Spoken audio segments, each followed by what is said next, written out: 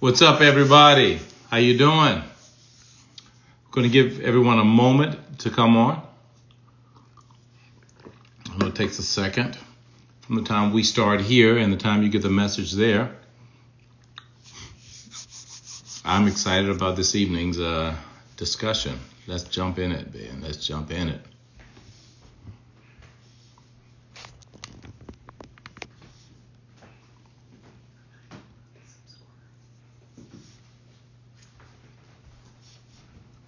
All right. Okay, it's 7 o'clock.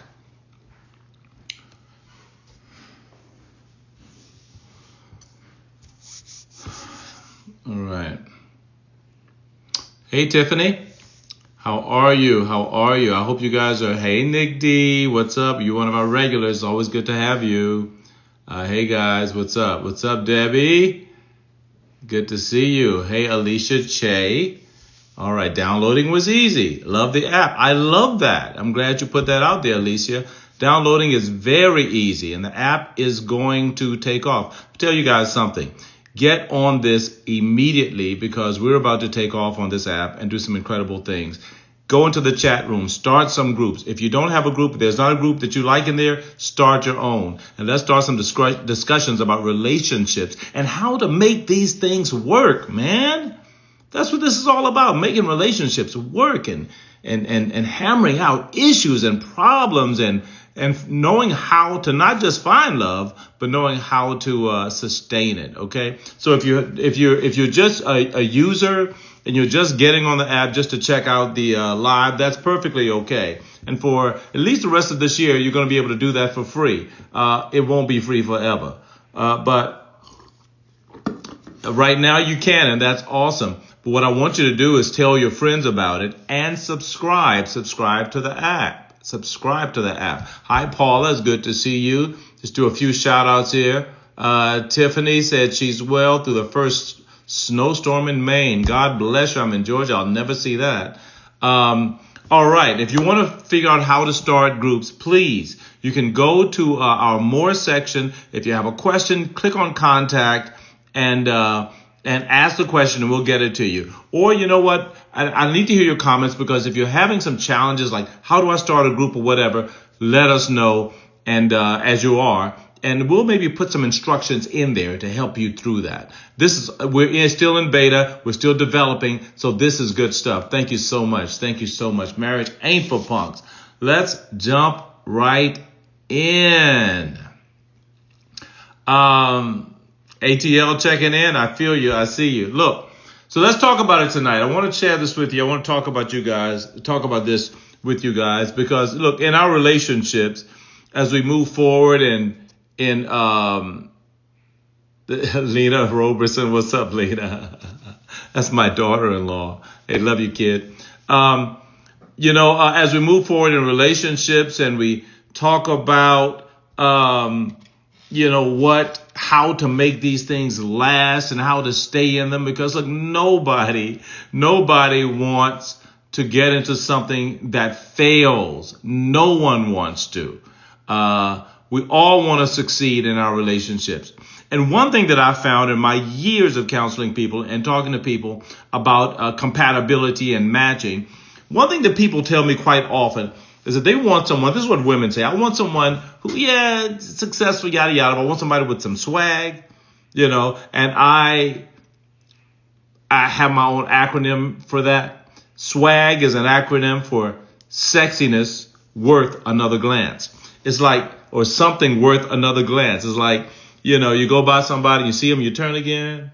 It's something about that dude. I don't know what it is, but it's swag. You can't really put your finger on it, but it's worth another glance. It's that something worth another glance.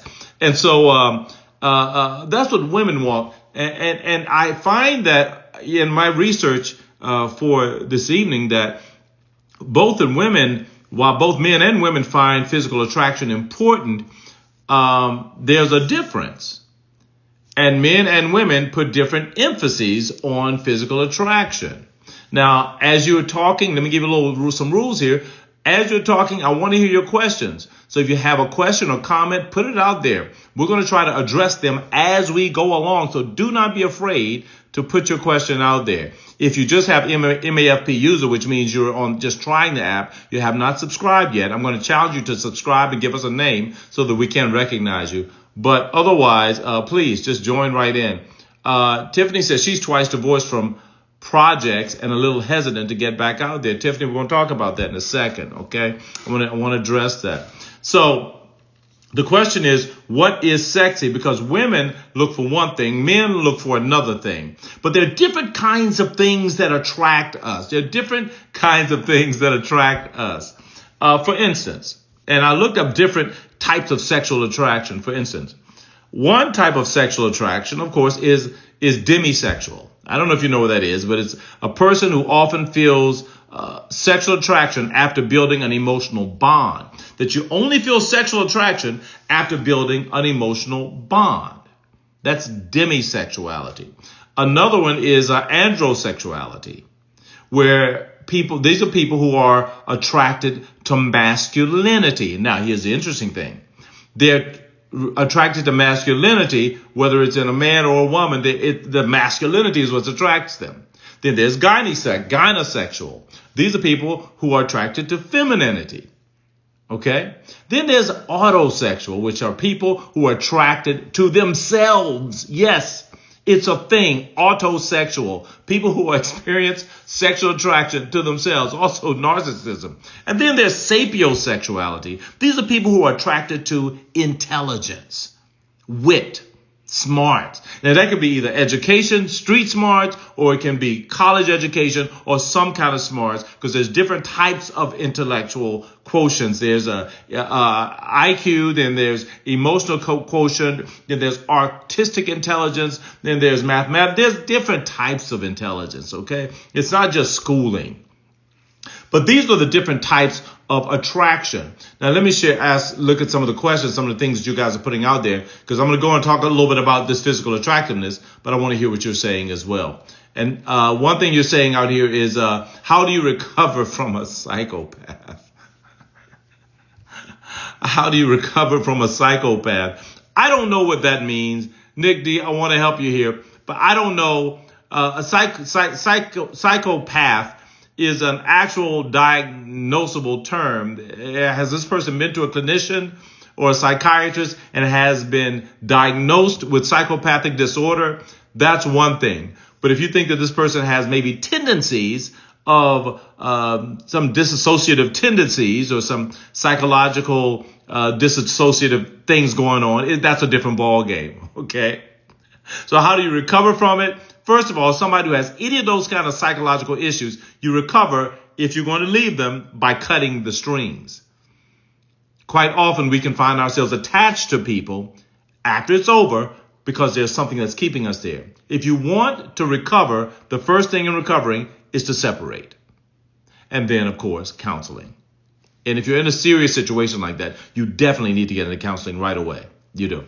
Sexy, Alicia says sexy is confidence and taking the initiative. Let's talk about that for a minute. Because I'm finding that confidence is definitely sexy.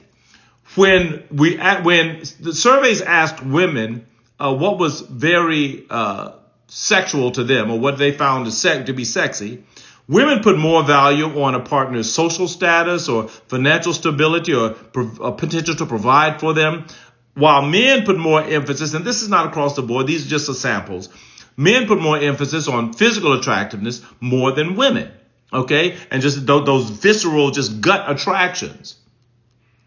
Interesting.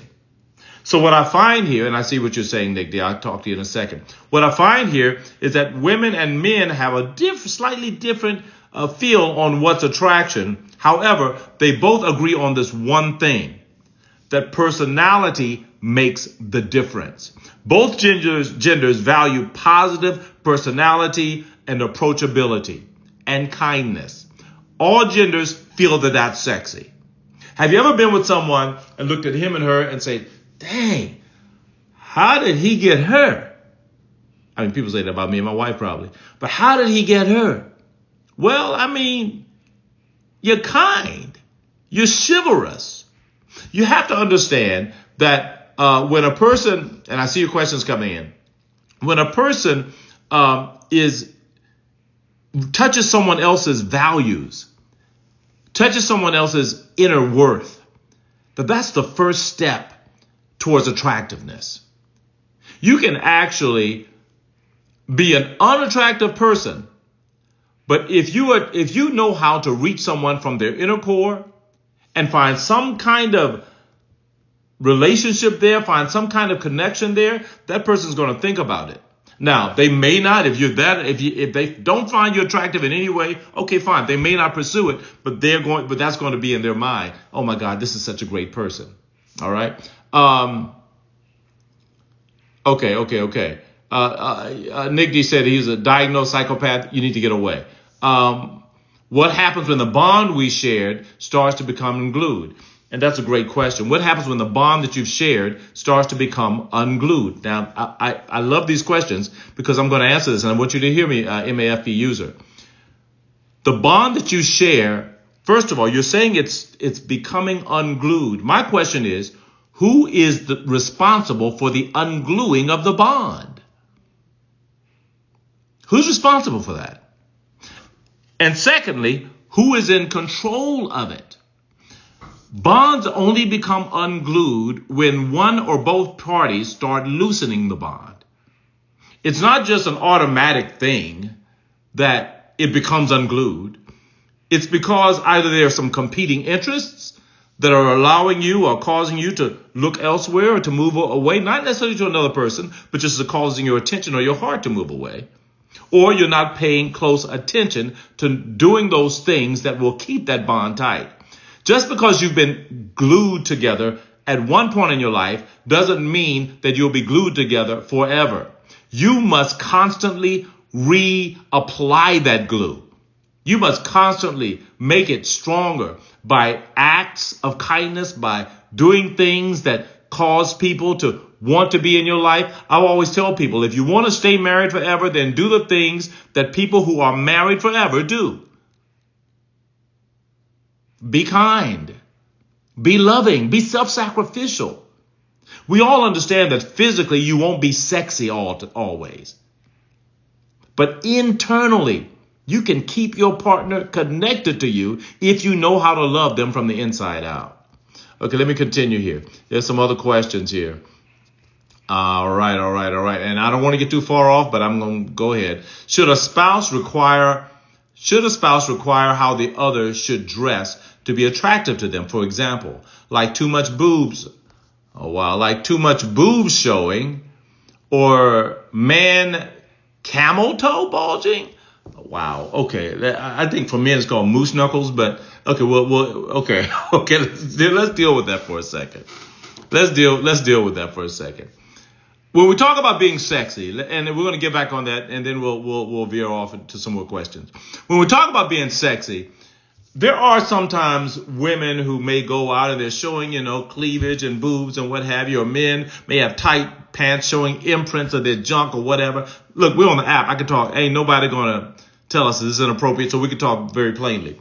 When that happens, the question is this too sexy? I even saw one person say that my man is insecure because when I go out show and have my boobs, he doesn't like it. Is that insecurity, or is he protecting you? Or is he concerned? I will be very frank, and I'll put myself out here on this one. If my wife goes out showing too much, I'm not going to have it. Oh, yeah, she is her own woman. Anybody who knows my wife knows darn well that she is her own woman. She can do whatever she wants to do, but she respects me, and I respect her. And because of that mutual respect, if I feel that something is inappropriate, that it will not be appropriate for her because I am her protector. Not that she can't protect herself, but I am her protector. She will see that and she'll say, okay. All right, great. Okay, fine. I'll do that. Why? Because our job is to watch out for each other. So there's something to be said for people. I want to be sexy. This is sexy. Who are you being sexy for? If it's for your mate and your mate doesn't think it should be in public, then you've already moved outside of attracting your mate into attracting other people. Okay. I hope you got that. All right. Okay. Gosh, y'all. I love it. I love it. You guys are bringing the heat. Thank you for the compliment. My wife is beautiful. I talked with someone a few weeks ago, 60, and seemed nice. Tell me why within the first hour he told me his parts still work. Why do men do that? It's a total turn off. Thank you, Tiffany. Thank you, Tiffany. Obviously, it was a very bad joke. Okay, a very bad joke. He wanted you to know that. I don't know why. 60 is not like you dead, but regardless, it is a turn off, and I can see why. Because it takes you directly to an area. It advances your relationship a little too quickly, because you're not talking about parts right now and whether they work or not work. Number one, it might show that he may be a little concerned about that himself, or why do you feel the need to promote that, or what have you. Regardless, he needs to be taught what to say and what not to say on a first date. Okay, saying, "Hey, my parts still work." Hey, bad move. Just a bad move. I get it, but here's the thing you're going to do. I'm going to give you a little hint here, Tiffany. If that's what he led with, and you found that there are some other things that you like about him, don't throw out the baby with the bathwater. Just say, you know what? I thought about not coming back. I thought about not talking to you, but I really like who you are. The parts thing that you talked about, I thought was a little premature. Now, if he continues to screw up and continues to say things that are inappropriate or that might be ridiculous, then okay, fine. But you don't want to throw out the baby with the bathwater because he had probably maybe a nervous thing, or if that's a part of his character, it's a different thing. But if he's just trying to impress you or something, cut him a little slack.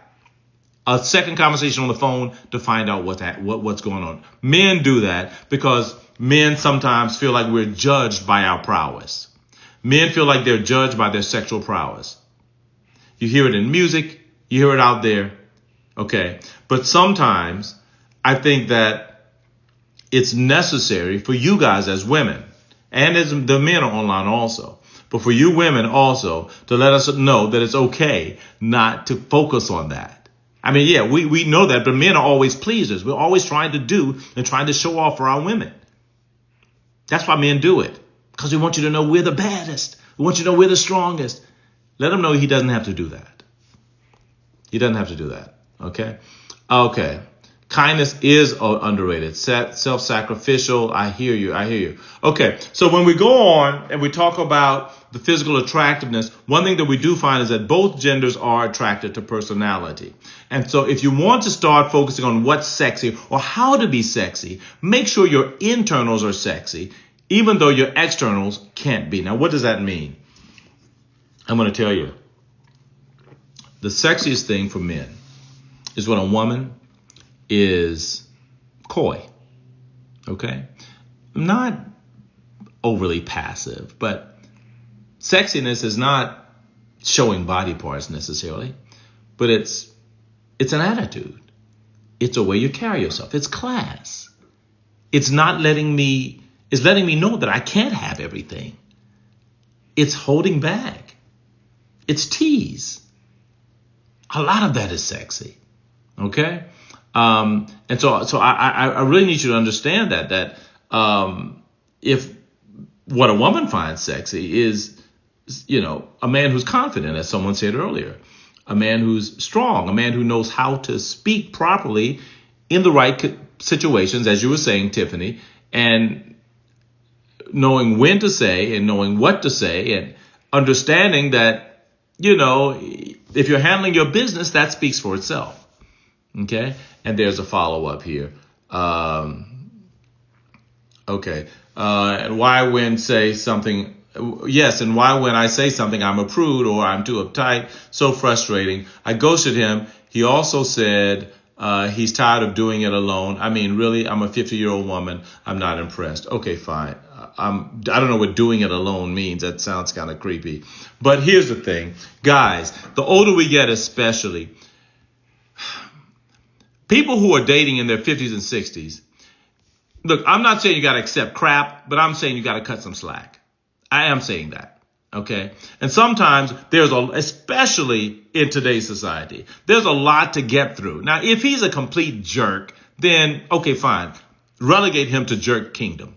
All right. But if he's just having trouble communicating because he likes you and he's saying the wrong things, you do have to cut slack. And because you said something, no, you're not being approved. You have to maintain your standards, Tiffany. Let him know this is what I require within reason. Okay, as far as how to talk to me. I've always believed that if you don't show someone how to talk to you, especially in the dating scene, then they will find out, they will determine their own ways of talking to you, and you will not like it. If you don't set your own standards, someone will set standards for you, and you may not like the standards they set.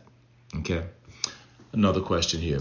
Why do men feel like we have to look like supermodels, wow, until we die, but they can let themselves go and look like a hot mess and we should be attracted to them? You know what? I'm not going to lie, Sabine, it's a double standard. It is. It is a double standard. Okay. And it's unfortunate because men are as we said earlier, men are attracted by the physicality. Women tend to be attracted by the internal. It doesn't mean that women don't like the physicality either. I shared this with someone I was talking to once who did not like the way his wife's body had changed because she'd have children and et cetera, et cetera. And he said she's not attracted. She has stretch marks. There's loose skin. There's this, there's that. And I had to remind him, you've gained like 50 pounds, dude. You have to understand that she has a reason for looking the way she does. She's pushed 2 babies, all right, out of herself for you. You've pushed nothing out. All you've done is stuff stuff in. And your physicality, she's accepting it.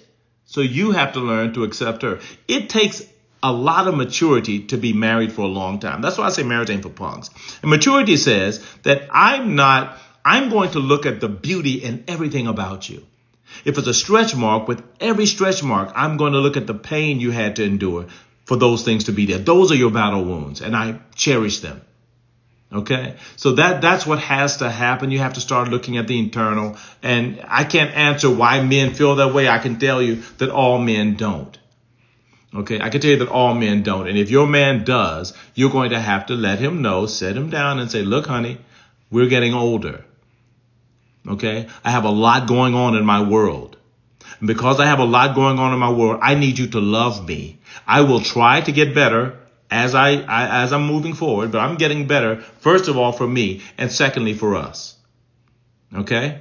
But I need you to love and support me because you're going to win more flies with sugar than you do with vinegar. You're not going to make me do better, first of all, by you not doing anything with yourself, and secondly, by criticizing me for not being the best self that I want to be. But that has to be communicated. Okay? Sexy is watching Dateline with me, and bonus if you bring cake and Diet Pepsi. Well, then that's what you need to look for. Okay? Look, when we launch our matchmaking portion, these are some of the things that I need to hear from you guys. Because on our matchmaking side of our app that you'll have to subscribe to be a part of, on the matchmaking side of our app, we're going to be asking you questions as to what you're looking for and things like that, Tiffany. If you're looking for somebody who you can sit down and watch Dateline with and drink cake and Diet Coke, then great, okay? So I want you guys to just start remembering that. Confidence in women is sexy too. Oh my God, thank you so much. I want to speak to that for a moment in our last few minutes. Confidence in women is sexy. I'm going to tell you something. This is something that's not talked about quite often, but there's nothing more sexy than a woman who has control of herself, who is confident. Now, don't get me wrong. I'm talking about a woman who's confident, knows how to handle her business, handle her business, etc. But I'm not talking about a woman who denigrates you and makes you feel like you don't handle yours.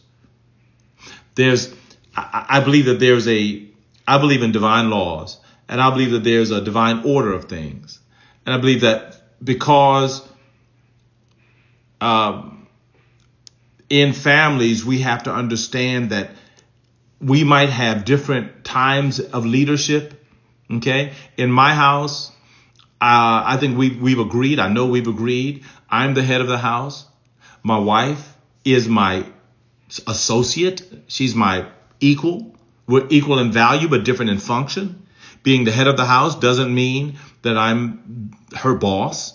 Okay. But it means that we have same value, different function. Okay. So if something goes down and bump in the night, I'm the one who gets up and grabs my friend and goes to see what is. And my friend ain't her.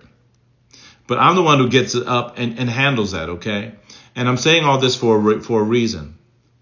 Okay. If a woman is confident, she cannot take away the man's ability to be leader, if that's what you want to be, and if that's what you have agreed that he is. Your confidence doesn't mean that he's beneath you. Your confidence simply means that you can handle yourself, but you need him. And let me share this with you also. You want to know what else is sexy? When a woman tells a man she needs a man.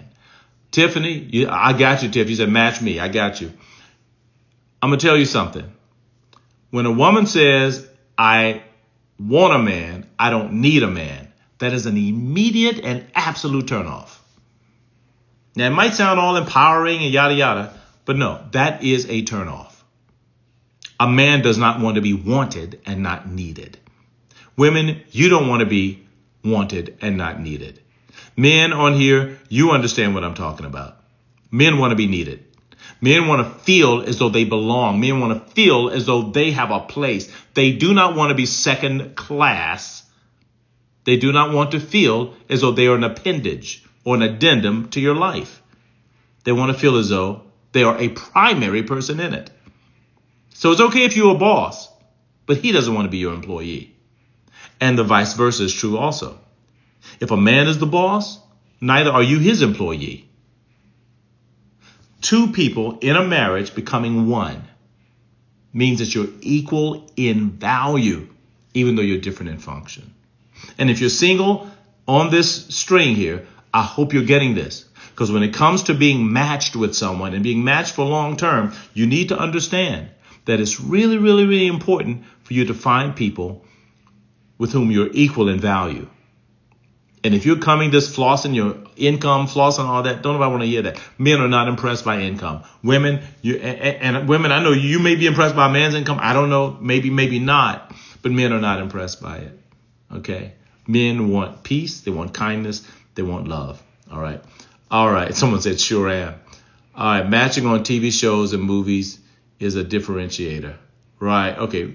All right. It takes a lot for me to tell a man I need him, but I'm working on it. Thank you. That's all I can ask is that you work on it. Now, a man has a responsibility there also. A man has to present himself as a person who's in control and who is a gentle leader in your life. I'm convinced that, and you women, you chime in and tell me, you don't mind a man being a leader if he's not a dictator. You don't mind a man being a leader if he recognizes your value. You don't mind a man being a leader if he also can be a lover. I think that those are the important things to realize, okay? I can function without my limbs, but I need them just like I need my man. Girl, you preaching now. Okay. All right. You guys, our time is up. Oh my God. I wish we could go on for longer. I wish, but we cannot. Okay. And who can make solid decisions? I don't mind a leader. Thank you. Who makes solid decisions? Let me answer that before we go. In a marriage, who makes decisions? It depends. It depends on who's been relegated with the responsibility. Okay. If the responsibility, let's say if the responsibility for cooking is the husband's, all right, then he makes the decisions as to the menu. I mean, he can consort with her or consult. If the responsibility for the finances, then whoever is that responsibility is, and they make the decisions, but you consult. All right. I'm not of the opinion that a man has to do everything and all the heavy lifting. No, if a woman wants to heavy lift, go for it. But you both must mutually agree on that. OK, I'm glad you have hope, Tiffany. Thank you, Debbie. Look, guys, please subscribe to our app. We're going to be moving forward. This thing in 2025 is going to be big. You're going to be hearing about this app. It's going to be the biggest thing on the market. OK, so I want you to subscribe, go in, create communities. If you have some problems, and I thank you for that comment. I think that was Nick D or Tiffany. Somebody was talking about creating a story or a group. we're going to make that much clearer to you. Okay. Thank you guys. God bless. And we'll see you on the next live. Keep your ears and eyes open. We're going to be coming live one more time this week, probably on Thursday. Okay. But we'll